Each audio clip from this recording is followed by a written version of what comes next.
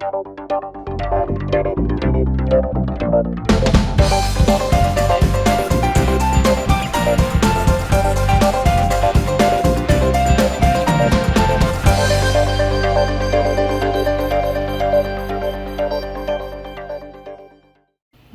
to everyone. This is your host Ash Khan and you are watching Consumer Pakistan News Channel.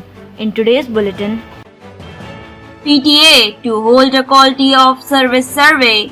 According to a press release issued by PTA on Wednesday, that the Pakistan Telecommunication Authority is planning to conduct a survey on the quality of service during the first quarter of 2021. The survey will be conducted using an automated tool with the objective to push the cellular mobile operators to provide quality voice and data services in accordance with the license standards. This survey is the first of a series of surveys to be conducted throughout the year to measure the qualities of the voice and data service of the CMOs.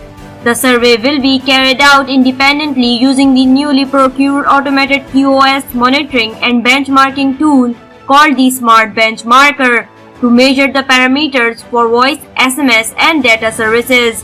After the survey is completed, its results will be published for public access and information, and appropriate action will be taken where needed. The press release also mentioned that these surveys will play an important role in improving the quality of mobile services being provided to subscribers. PIA to increase flights between Karachi and Quetta. An official notification stated that the national flag carrier has planned to operate 4 flights a week between Quetta and Karachi, and that a one-way ticket for either city will cost Rs 8,700 only. Pakistan International Airlines has increased its domestic flights between Karachi and Quetta in response to improvements in travel needs and conditions. A PIA representative said in a statement that the national flag carrier is considering increasing its number of flights for other domestic destinations too.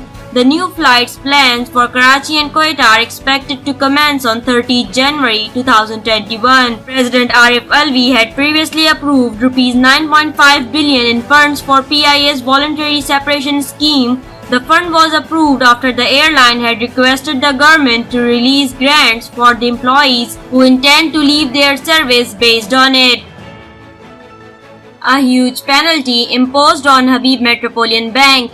State Bank of Pakistan has imposed a penalty of Rs 59.5 million on Habib Metropolitan Bank based on deficiencies in the compliance of regulatory instructions.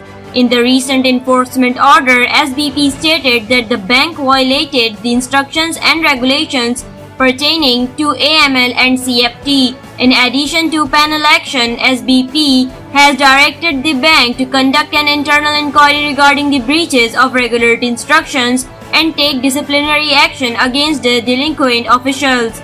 The banking regulator regularly inspects and audits operations and compliances of commercial banks across the country and imposes heavy fines on the bank in case of the failures to meet the regulatory standards. It has been observed that the incidents of the imposition of penalties on banks have reduced considerably in 2020. KP's cultural exchange programs with China. The provincial advisor to the Chief Minister on Science and Information Technology, Ziaullah Khan Bangash, revealed that the government of Khyber Pakhtunkhwa is all set to conduct cultural exchange programs with China and other neighboring countries. While visiting the Chinese Cultural Center China Window in Peshawar during his visit, the advisor said that the establishment of the China Window has improved the bilateral relations of the two countries and has brought the people of Peshawar and China closer. He added that the provincial government will adopt different Chinese models to progress and revealed that special arrangements are being made at the cultural center to raise public awareness about the China-Pakistan Economic Corridor. The advisor toured the galleries of the contemporary China Window, signed the friendship wall and expressed his view in a guest book at the center. WHO issues new clinical advice on treating COVID-19 patients. World Health Organization has issued new clinical advice regarding the treatment of COVID-19 patients, including those exhibiting persistent symptoms after recovery. While addressing a media briefing, WHO spokesperson Margaret Harris advised healthcare authorities to use low dose of anticoagulants to prevent blood clotting among COVID-19 patients. She added that the low-dose anticoagulants have been recommended because high-dose anticoagulants can result in other problems aside from preventing blood clotting. The International Public Health Agency has recommended pulse oximetry for coronavirus patients being used at homes. Pulse oximetry is a non-invasive and painless test that measures oxygen levels in the body. Margaret Harris also revealed that a WHO lead team of independent experts is in Wuhan, where the first case of COVID-19 was detected in December 2019.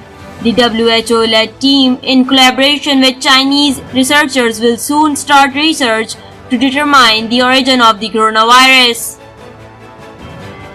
Thank you for watching Consumer Pakistan News Channel. This is I, Ash Khan. See you in the next bulletin. Until then, take care and goodbye.